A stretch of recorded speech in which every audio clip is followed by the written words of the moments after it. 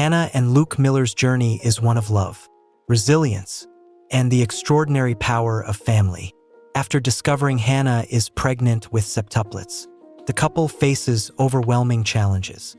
From high-risk pregnancies and financial struggles to the NICU battles of their 8 tiny fighters, 7 babies plus a surprise 8th miracle. Each child faces life-threatening hurdles, but through unyielding determination, the Millers overcome T. From Liam's life-saving surgery to Emily's miraculous recovery, the family grows stronger together.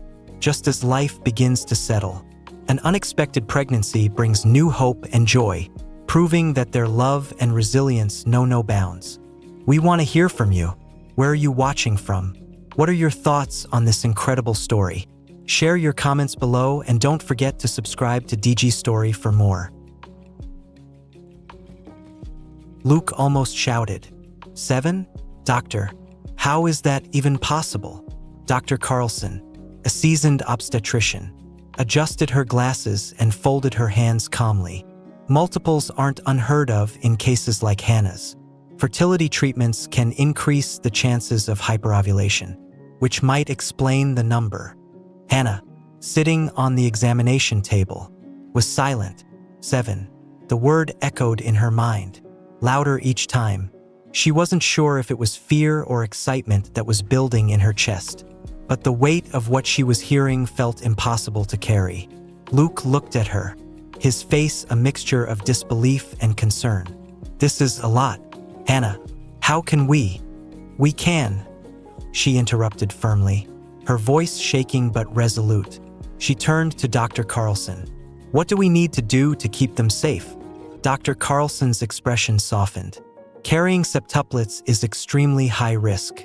It's going to take constant monitoring, a specialized diet, and likely bed rest as your pregnancy progresses. But it's possible, if you're prepared for the journey." Hannah nodded, gripping Luke's hand tightly. Her determination was evident, but Luke's hesitation was clear. On the drive home, the tension between them became palpable. "We can't just pretend this is a miracle without considering the risks," Luke said, breaking the silence. "Hannah, 7 babies? We're not ready for this. How can we afford it? What if something happens to you? What if something happens to them?" she snapped, tears forming in her eyes. "This is our chance. Luke, I'm not giving up on them." Luke sighed, gripping the steering wheel tightly. I don't want to lose you." Hannah placed a hand on his arm. "You won't," she whispered, though deep down, she wasn't entirely sure herself. The following weeks felt like a blur for Hannah. Each morning, she woke up with a mixture of hope and dread, her mind running through an endless list of things to prepare. Luke, usually her rock, had grown quieter, as though the weight of their situation had stolen the easy charm she loved about him. At her 12-week checkup, the atmosphere in the room was tense. Dr. Carlson performed the ultrasound carefully, her brow furrowing slightly. "Everything okay?" Hannah asked, her voice trembling. Dr. Carlson hesitated. "It's too early to confirm, but I'm seeing signs of hypertension. Something we'll need to monitor closely. I'm also concerned about early symptoms of preeclampsia." Hannah's stomach dropped. She had read enough about high-risk pregnancies to know the dangers of preeclampsia, seizures, organ failure, even death. She glanced at Luke, who stood by her side, his hand on her shoulder. His grip tightened, a silent acknowledgement of the storm brewing ahead. "Okay," Hannah said, her voice steadier than she felt. "What can we do to manage it?" "A specialized diet, rest, and medication to control your blood pressure," Dr. Carlson replied. "And I'll need you to start thinking about stepping back from work soon." Hannah nodded, but the thought of giving up her job as a middle school teacher filled her with anxiety. She loved her students, and the idea of losing both financial stability and her sense of purpose was daunting. The news at the doctor's office heightened the tension between Hannah and Luke. That evening, as they sat at the dining table surrounded by brochures on high-risk pregnancies and NICU costs, their conversation turned heated. "We can't do this alone." "Hannah," Luke said, flipping through a pamphlet about premature birth risks. "We don't have the money for all of this. We'll drown in debt." "We're not alone," Hannah argued. "We have friends, family, and—" She paused, struggling to find the right words. "Faith, people will help us." Luke's laugh was bitter. "Faith doesn't pay hospital bills." Hannah slammed her hand on the table, startling both of them. "Stop acting like we've already lost. These babies are a gift. Luke, I don't know why this happened to us, but I believe we're meant to do this." Luke softened, guilt flickering across his face. "I'm not trying to give up, Hannah. I'm scared. For you. For them. What if something happens? What if I can't protect you?" Hannah reached for his hand. "We'll figure it out together, one step at a time." Word about Hannah's pregnancy began to spread through their small Texas community. First, the news was met with disbelief. 7 babies? The neighbors would whisper. How will they manage? But as the weeks passed, the whispers turned into offers of help. Hannah's best friend, Olivia, organized a small fundraiser at the local church. Friends and neighbors brought diapers, baby clothes, and even homemade meals. One elderly couple, who had lost their own child many years ago, donated a crib they had kept as a memory. During the fundraiser, an older woman approached Hannah, her eyes kind but serious. "Honey, you're stronger than you think," she said, placing a hand on Hannah's shoulder. "You'll get through this, even when it feels impossible." Hannah blinked back tears, feeling a renewed sense of hope. At the 16-week mark, Hannah went in for another ultrasound. Luke stayed home, exhausted from a late-night shift at the garage. As the technician moved the probe across her belly, Hannah watched the screen intently, counting the tiny heartbeats. Dr. Carlson entered the room with a clipboard, her expression unreadable. "Hannah," she began, "the babies are growing, but your blood pressure is rising faster than we'd like. We're going to need to increase your monitoring to weekly checkups." Hannah forced a smile. "Whatever it takes," she said, but as she drove home alone, tears began to spill down her cheeks. The reality of carrying 7 lives while her own body strained against the pressure was overwhelming. At home, Luke found her sitting in the nursery they had begun to prepare. She was staring at the single crib in the corner, her hands resting on her stomach. "Hey," he said softly, sitting beside her. She didn't look at him. "What if I'm not strong enough?" Luke wrapped an arm around her. "You are," he said firmly. "And even if you feel like you can't, I'll be here to carry the rest." For the first time in weeks, Hannah allowed herself to believe him. As Hannah's pregnancy progressed into the 22nd week, the weight of carrying 7 lives began to take its toll. Every step she took felt like dragging a mountain behind her. Simple tasks like climbing the stairs or even standing up for more than a few minutes left her breathless. Luke had stepped up in ways that surprised even himself. He took over most of the household duties, cooking meals, cleaning, and preparing the nursery for their unexpected brood. But despite his efforts, tension lingered between them. One evening, as Hannah sat propped up on the couch with swollen feet and aching joints, Luke walked in with a pile of bills. He placed them on the coffee table with a weary sigh. "Hospital fees, NICU estimates, the extra insurance we had to get," he said, his voice tight. "It's more than we thought." "Hannah," she looked up, her exhaustion evident. "I know it's a lot, Luke, but what do you want me to do? Should we have given up on them?" Luke froze, his shoulders tense. "That's not fair," he said, his voice rising. "I never said we should give up, but we need to face reality. We're drowning here, and they're not even born yet." Hannah's face flushed with anger. "Reality? The reality is that I'm the one carrying them, feeling every ache, every fear, every kick. I know what's at stake." "Luke!" Luke's jaw tightened, his frustration bubbling over. "And what about you, Hannah? Do you even care what this is doing to your body? To us? Because right now, it feels like you only care about being a mother." not a wife." His words hung in the air like a thunderclap. Hannah's eyes filled with tears, but she refused to let them fall. "If you can't handle this, maybe you should just leave," she whispered, her voice shaking. Luke stared at her, stunned, without another word. He grabbed his jacket and walked out the door. Hannah sat alone in the dark living room, the only sound the soft hum of the ceiling fan. She placed her hands on her belly, feeling the faint flutters of her babies. "I'm sorry," she whispered to them. "I didn't mean to push him away. I don't know how to do this." Meanwhile, Luke sat in his truck in the driveway, his head resting on the steering wheel. He replayed their argument over and over, guilt gnawing at him. He wasn't angry at Hannah, he was terrified. Terrified of losing her, of not being enough for their family. Hours later, he returned to the house. He found Hannah asleep on the couch, her hand still resting protectively over her belly. Kneeling beside her, he took her hand in his. "I'm sorry," he said softly, his voice breaking. "I'm scared, Hannah, scared of losing you, of not being able to give you everything you need." Hannah stirred, opening her eyes. She looked at him for a long moment before pulling him into a tight embrace. "I'm scared too," she admitted, "but we're stronger together. Luke, we can't let this tear us apart." Just as things seemed to settle between them, disaster struck. At 3 a.m., Hannah woke up with a sharp, stabbing pain in her abdomen. Her breaths came in shallow gasps as her vision blurred.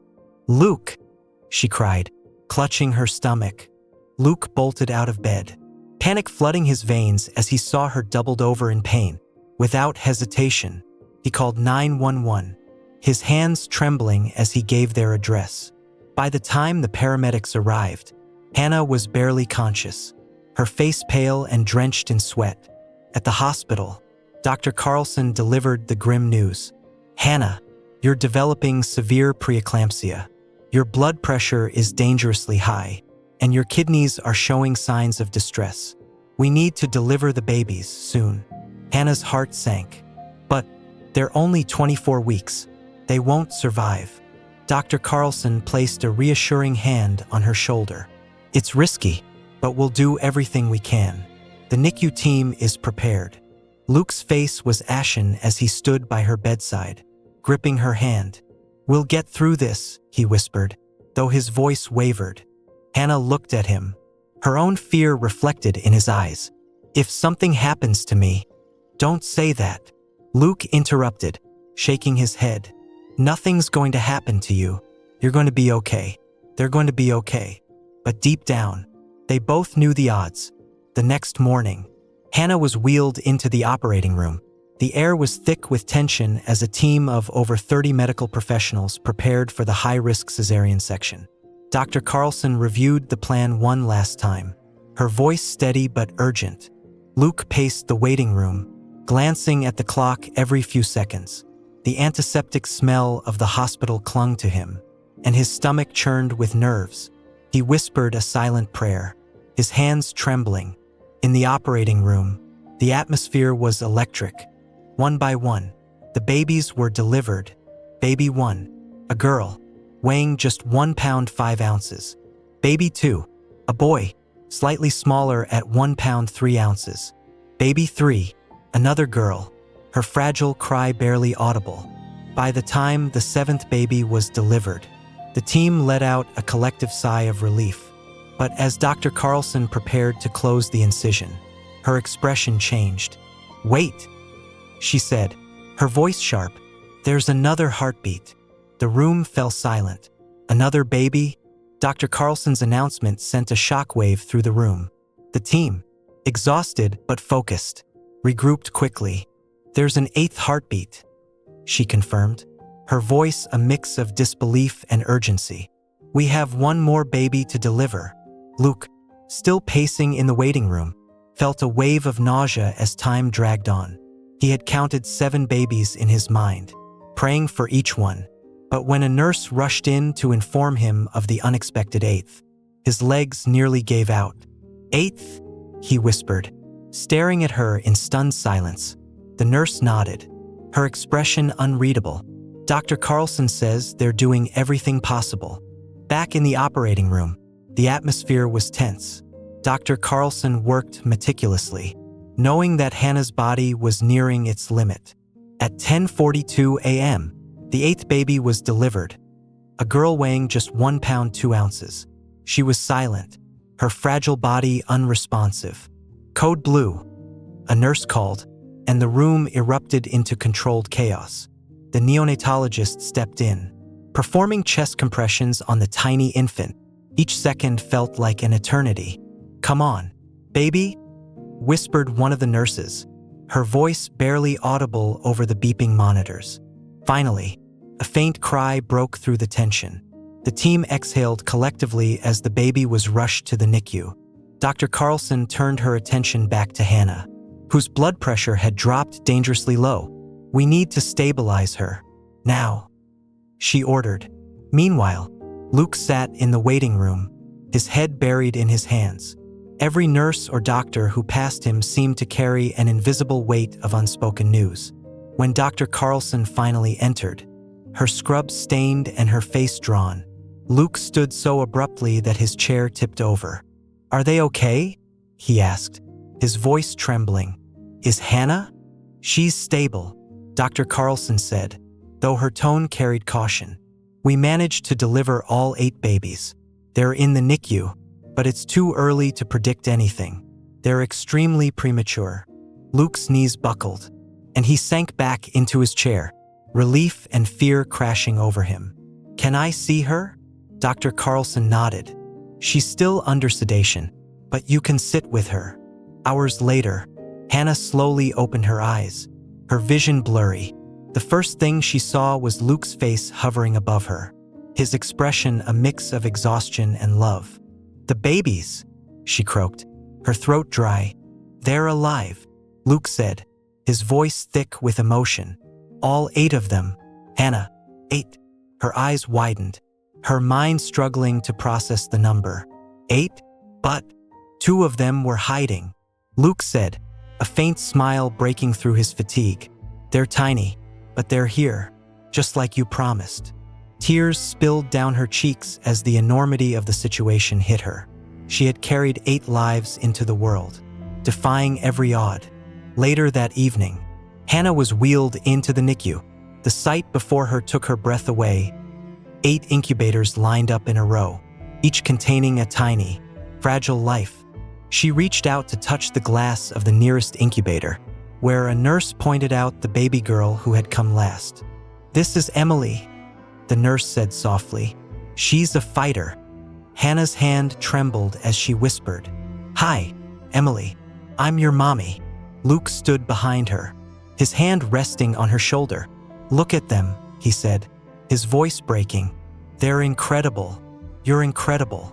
Hannah managed a small smile. Though her heart was heavy with fear, she knew their journey was far from over. Dr. Carlson joined them in the NICU, her expression serious but compassionate. "Hannah, Luke," she began, "these babies are facing an uphill battle. They're all under 1.5 pounds, and their lungs are severely underdeveloped. The first 72 hours will be critical. What can we do?" Luke asked, desperation in his voice.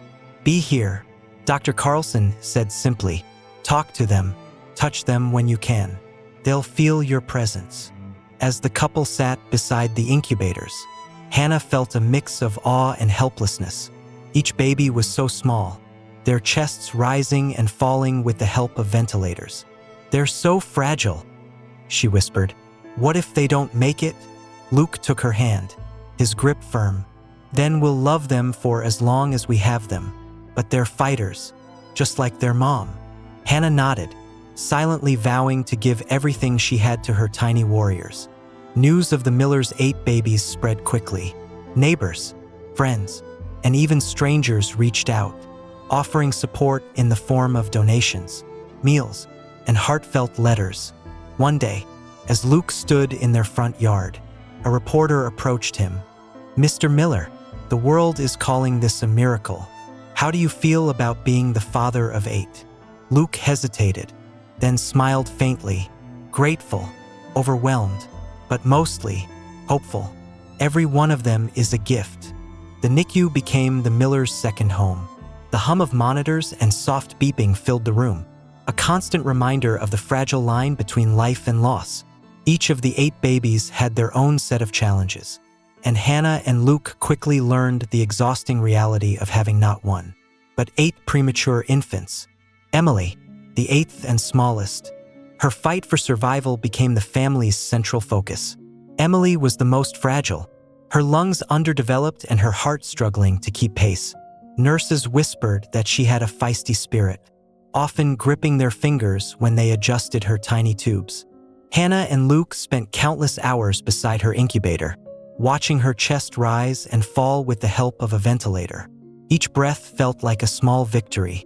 Liam, the fighter, though he wasn't the smallest, Liam faced recurring lung infections. One night, his oxygen levels dropped dangerously low, setting off alarms across the NICU.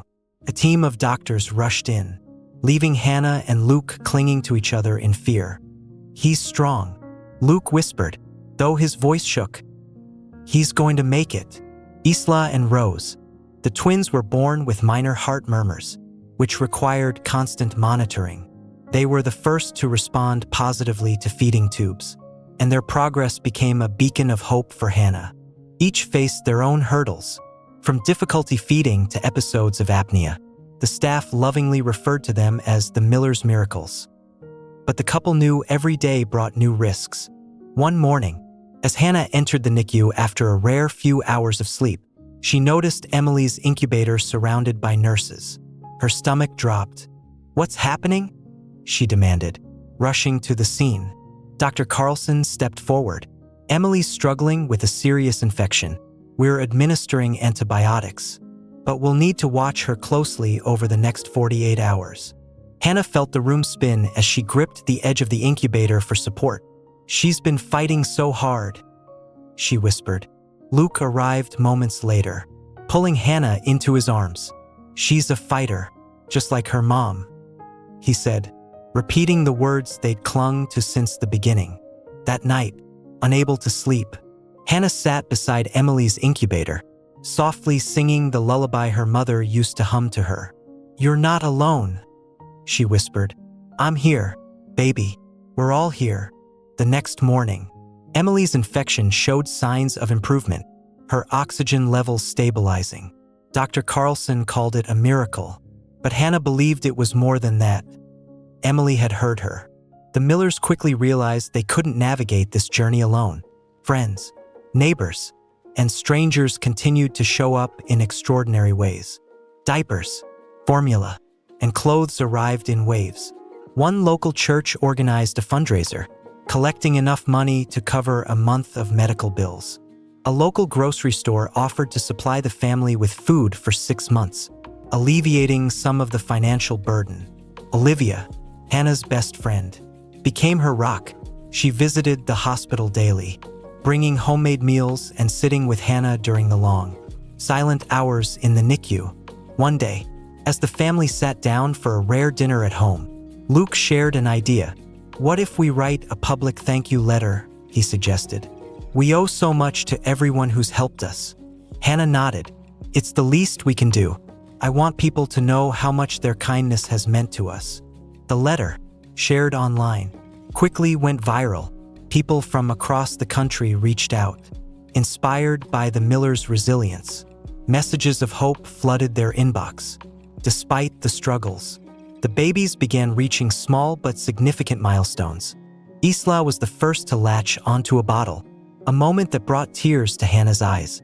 "She's so strong," she whispered. When Liam reached 2 pounds, the NICU staff threw a mini celebration. Hannah and Luke brought cupcakes to share, the first time they had smiled in weeks. Slowly, one by one, the babies began breathing on their own. Emily was the last to reach this milestone, but when she did, the entire NICU staff erupted in applause. Just as the Millers began to feel a glimmer of hope, tragedy struck. At 6 weeks old, Rose developed a severe respiratory infection. She's struggling to breathe on her own. Dr. Carlson explained, "We'll do everything we can, but her lungs are still underdeveloped. Hannah and Luke were devastated. They spent every waking moment at Rose's side, whispering words of encouragement and praying for a miracle. The infection took a toll, but Rose fought back. After 10 agonizing days, she turned a corner, her breathing stabilizing. Dr. Carlson called her recovery remarkable, but Hannah knew it was Rose's sheer will to survive. One evening, as Hannah sat in the NICU holding Emily against her chest, Luke approached with a small journal. "I've been writing down everything," he said, handing it to her. "Every milestone, every setback. I want them to know how hard they fought to be here." Hannah flipped through the pages, her heart swelling with emotion. Each entry was a testament to their love, their fears, and their hope. "This," she said, tears streaming down her face, "is the greatest gift we can give them." Just as the Millers started to feel like they could see a light at the end of the tunnel, another storm descended. At 8 weeks old, Liam, their fighter, suddenly took a turn for the worse. One quiet evening, Hannah sat in the NICU, gently stroking Liam's tiny hand through the opening of his incubator. She'd just returned from checking on the other babies, feeling relieved that most of them were stabilizing. But something about Liam seemed different. His breathing, always labored, had grown even more shallow. His tiny chest barely rose and fell under the glare of the overhead light. Then, without warning, alarms erupted, piercing the air. "His oxygen levels are plummeting," a nurse shouted, rushing over. Hannah's heart froze. "Liam!" she cried, tears already streaming down her face as the NICU team moved in around his incubator. Dr. Carlson appeared, her calm voice cutting through the chaos. "We're intubating. Get a crash cart ready." Hannah was ushered out of the NICU, where she found Luke pacing in the hallway. His eyes widened as he saw her tear-streaked face. "It's Liam," she said, her voice trembling. He's not breathing properly." Luke pulled her into his arms, but she could feel his body shaking. "He'll fight," he whispered, more to himself than to her. "He's a fighter." Hours passed as the medical team worked to stabilize Liam. Dr. Carlson finally emerged, her expression grave but composed. "Liam's condition is critical," she began. "We've identified a hole in his lung, likely caused by the pressure from the ventilator. He needs surgery to repair it, but his chances are slim." Hannah's knees buckled, and Luke caught her before she could fall. "Slim," she managed to whisper. Dr. Carlson nodded. "It's risky, but without the surgery, he won't survive." Hannah and Luke exchanged a long, anguished look. For a moment, the hallway felt unbearably silent. "We have to try," Hannah said finally, her voice firm despite the tears streaming down her face. "We have to give him a chance." Luke hesitated, his fear evident. "And if he doesn't make it, Hannah, how do we live with that?" "We live knowing we did everything we could," she replied. "He's fought so hard. Luke, we owe him this." As Liam was wheeled into surgery, Hannah and Luke sat in the waiting room, holding hands tightly. The minutes felt like hours, the silence punctuated only by the occasional squeak of a nurse's shoes or the distant hum of hospital machinery. "I feel so helpless," Luke admitted, staring at the floor. "I'm supposed to protect him, but I can't do anything." "You are protecting him," Hannah said softly. "By being here, by believing in him. That's what he needs from us right now." Luke looked at her, his eyes brimming with tears. "How are you so strong?" Hannah gave a sad smile. "I'm not, but he makes me want to be." 3 hours later, Dr. Carlson emerged from the operating room. Her face, though weary, held a faint smile. "The surgery went as well as we could have hoped," she said. "Liam's stable for now, but the next 24 hours will be critical." Hannah and Luke both exhaled, relief washing over them like a wave. "Can we see him?" Luke asked. Dr. Carlson nodded. "One at a time. He's still very fragile." When Hannah entered the NICU, she was struck by how small Liam looked, even compared to his siblings. Tubes and wires surrounded his tiny body, but his chest rose and fell steadily. "You did it," she whispered, her voice trembling. "You're so strong, my sweet boy." The next day, Liam showed signs of improvement. His oxygen levels stabilized, and his vital signs grew stronger. Nurses called it a miracle, but to Hannah and Luke, it was proof of their son's unyielding spirit. As the days passed, Liam continued to grow stronger, slowly catching up to his siblings. By the time he reached the milestone of 3 pounds, the NICU staff celebrated with cheers and tears. "He's going to be okay," Luke said one night as he and Hannah sat beside Liam's incubator. Hannah smiled, though her eyes were filled with emotion. "They're all going to be okay," she said, "because they have each other and us." One evening, as the NICU settled into its usual rhythm, Luke pulled out his journal and began writing. "Dear Liam, you are the strongest person I've ever met, and you don't even know it yet. From the moment you entered this world, you've been fighting with everything you have. Watching you has taught me more about courage and resilience than I ever thought possible. I don't know what the future holds, but I know one thing for sure. You are loved beyond measure." He handed the journal to Hannah, who read the words with tears in her eyes. "This," she said, her voice thick with emotion, "is why we'll never give up. On him, on any of them." Luke nodded, pulling her close. "We're in this together, no matter what." With Liam's recovery, the Millers felt a renewed sense of purpose. They had faced the unimaginable and come out stronger. Each day brought new challenges, but also new reasons to hope. As Hannah sat in the NICU, surrounded by her 8 tiny miracles, she realized that their journey was far from over. But for the first time, she truly believed they could handle whatever came next. Together, the day finally came when the first of the Millers' 8 babies was ready to leave the NICU. After nearly 3 months of sleepless nights, heart-stopping alarms, and small yet monumental victories, the medical team informed Hannah and Luke that Isla, the second-born, had reached all the milestones needed for discharge. Hannah couldn't hold back her tears as she dressed Isla in a tiny outfit gifted by a neighbor. Her emotions were a mix of joy and guilt. Joy, because Isla was healthy enough to come home. Guilt, because 7 of her siblings would remain behind. Luke kissed Hannah's forehead, sensing her turmoil. "This is a victory," he whispered, "one step at a time." The NICU staff gathered to say goodbye, many of them emotional as they handed Isla to her parents. Dr. Carlson, who had been with the Millers every step of the way, smiled warmly. "You've earned this moment. Isla's a strong little girl, just like her mom." As Luke carried Isla out of the hospital, Hannah turned back to glance at the row of incubators holding the rest of her children. She silently promised each of them, "You'll be home soon." Life at home with Isla was both a blessing and a challenge. The quiet house that had once echoed with worry now hummed with the sounds of a newborn. Hannah found herself checking Isla's breathing every few minutes, haunted by memories of the NICU alarms. She barely slept, even when Isla did, her anxiety running high. Luke, while overjoyed to have Isla home, struggled with the overwhelming responsibility of balancing work, hospital visits, and caring for Hannah and Isla. Emma, their 6-year-old daughter, took to her role as a big sister with pride, eagerly helping with feedings and diaper changes. But even she sensed her parents' divided attention. "When will the others come home?" she asked one night.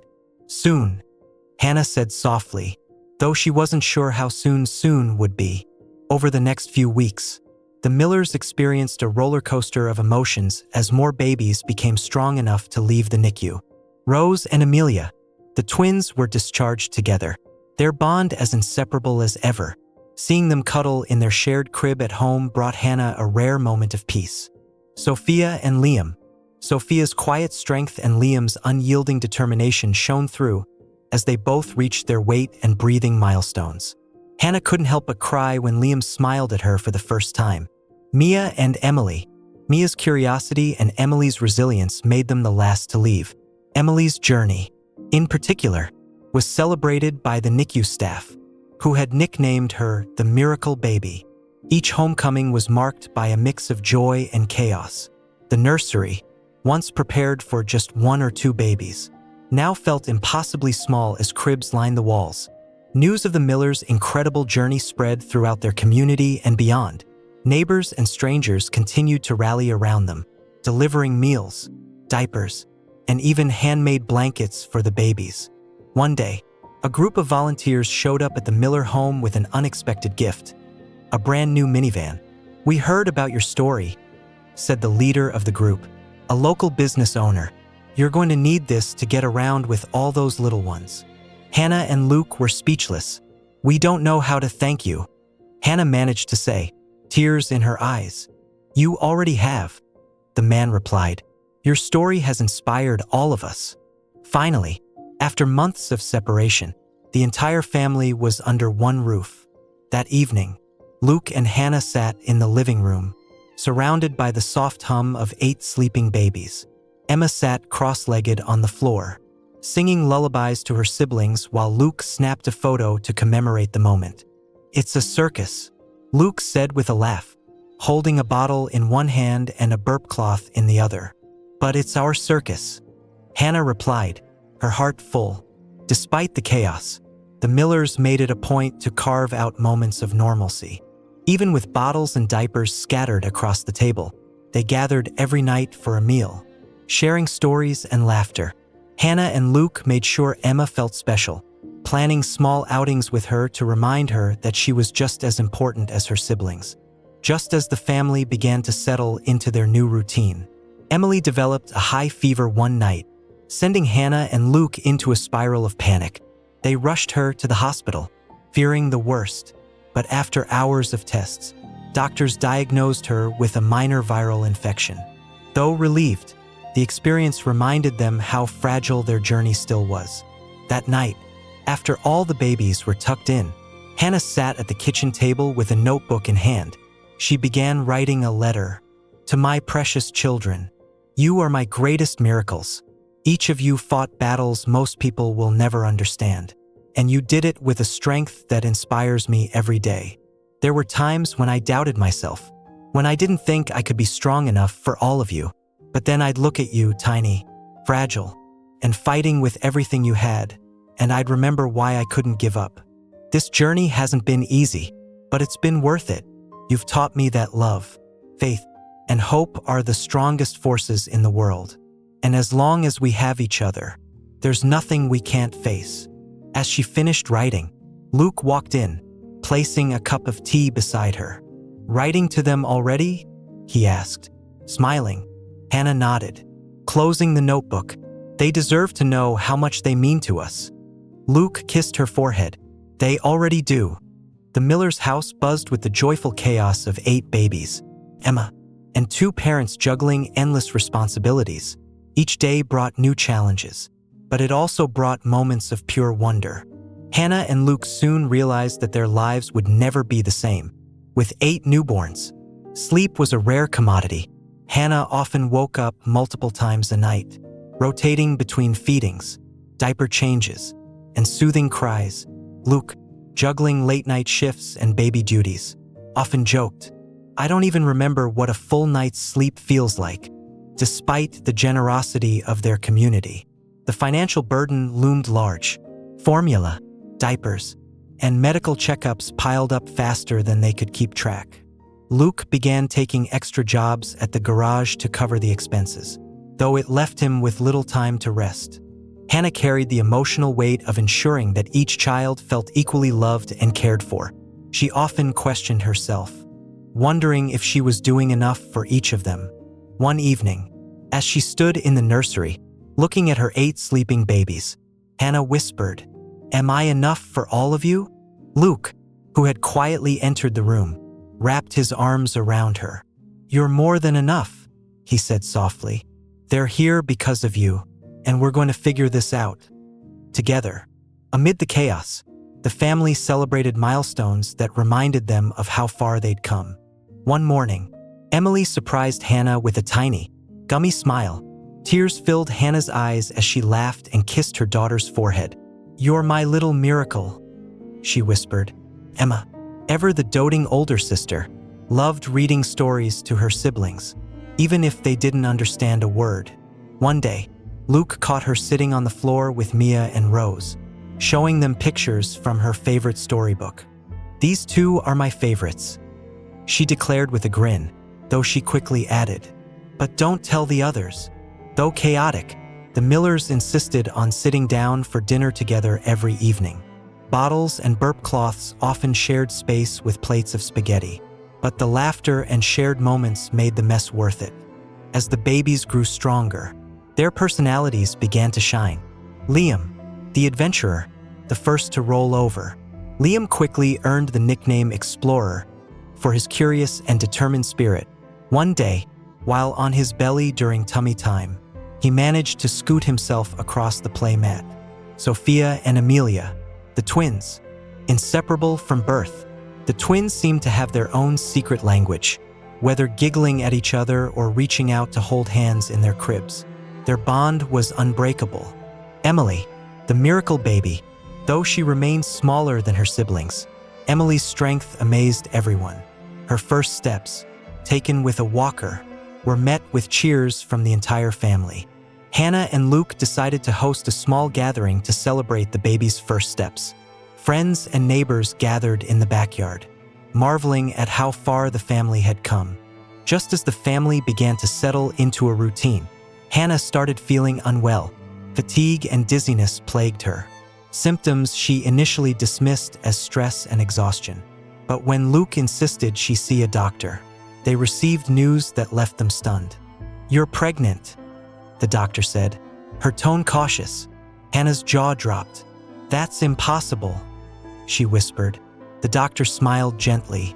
"It's rare, but it happens. Based on the ultrasound, it's just one baby this time." Hannah sat in silence, her mind racing. How could she handle another pregnancy when her hands were already so full? That evening, Hannah sat with Luke in their living room, the babies sleeping soundly upstairs. She held his hand tightly, unsure how to begin. "Luke," she said softly, "we're having another baby." Luke's eyes widened in shock. For a moment, he said nothing, his expression unreadable. Then, to Hannah's surprise, he burst out laughing. "Of course we are," he said, wiping tears of laughter from his eyes. "Because 8 wasn't enough." Hannah couldn't help but laugh too, though her laughter was tinged with nervousness. "Are you okay with this?" Luke leaned forward, placing a hand on her cheek. "Hannah, we've made it through the impossible. One more baby? We've got this." As the months passed, Hannah's pregnancy became a new symbol of hope for the Millers. While the challenges of raising 8 toddlers were far from over, the thought of welcoming another child reminded them of their resilience. The community, hearing the news, rallied around them once again.